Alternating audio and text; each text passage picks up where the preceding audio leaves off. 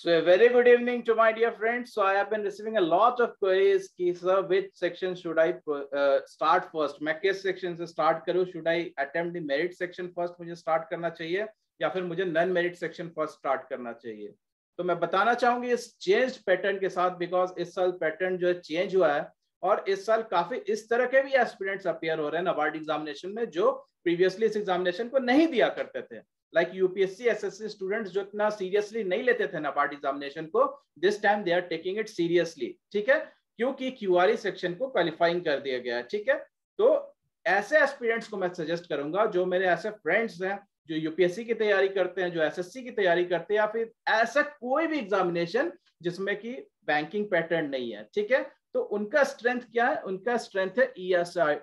Your strength is ESI, right? Your strength is CA, because regular आप इनकी पढ़ाई करते हो, रेगुलर आप इनकी तैयारी करते हो, अलॉन्ग विथ एआरडी करंट इनकी आप तैयारी करते हो, तो दिस इज योर स्ट्रेंथ। जो मेरे यूपीएससी के फ्रेंड्स है, आपका स्ट्रेंथ है ये। तो आप अपने स्ट्रेंथ से हमेशा स्टार्ट करने की कोशिश करें। तो यहां से अगर आप स्टार्ट करोगे तो आप जल्दी से जल्दी इन सारे सेक्शन को सॉल्व कर सकते हो, बिकॉज यहाँ तो दो ही चीज है माय डियर फ्रेंड्स, आता है नहीं आता है। यहाँ आपको कुछ सॉल्व नहीं करना है। तो यहाँ से आप कुछ अपने, जो मैं 60 मिनट्स का एलोकेशन दिया है इस पूरे मेरिट सेक्शन को, वहां से आप हो सकता है 10-15 मिनट बचा लो। You can save your 10-15 minutes from this merit section, ESI and ARD से, and this is your strength. So a peace of mind will be there that yes, I have scored well in this merit section and I have saved some time.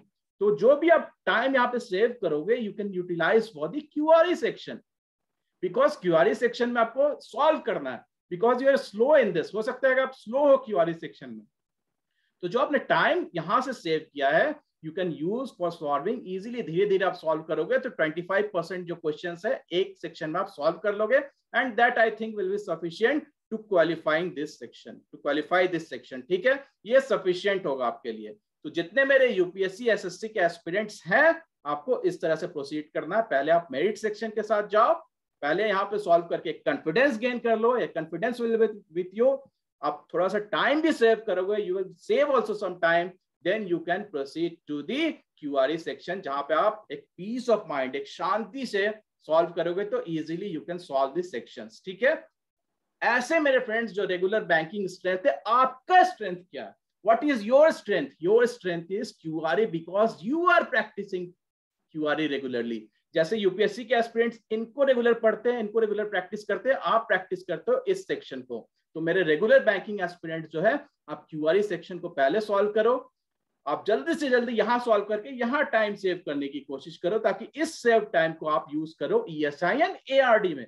अब जितना ज्यादा आपके पास time होगा ESI and ARD में, आप वहां पे, ठीक है, नेगेटिव मार्किंग कम करोगे, बिकॉज एक पीस ऑफ माइंड से आप सॉल्व करोगे कि मैंने तो कर लिया भैया solve quantitative, reasoning and English, मुझे सिर्फ अब पूरा ध्यान लगाना है मेरे बस ESI में, ARD में एंड CA में, जहां मुझे ज्यादा से ज्यादा मार्क्स लाने हैं। तो एक पीस ऑफ माइंड के साथ, एक टाइम सेविंग के साथ आप यहाँ पे फिर मैक्सिमाइज कर सकते हो अपने स्कोर्स को। तो ये रहा मेरा लॉजिक कि कैसे आपको प्रोसीड करना है, चाहे वो मेरिट सेक्शन हो एंड नॉन मेरिट सेक्शन हो, as per the category of aspirants participating this time in the NABARD examination.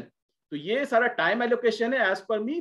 5-10 minute आप इधर उधर कर सकते हो, ARD 25 minutes, ESI 25 minutes, decision making सिर्फ 10 क्वेश्चन होंगे, 5 minutes, English 20, reasoning 20, 15 minutes. So this is my strategy, how you should move on, how you should manage the time for the examination. ठीक है, so that's all my dear friends. मैं आशा करता हूँ आपके examination अच्छे हो।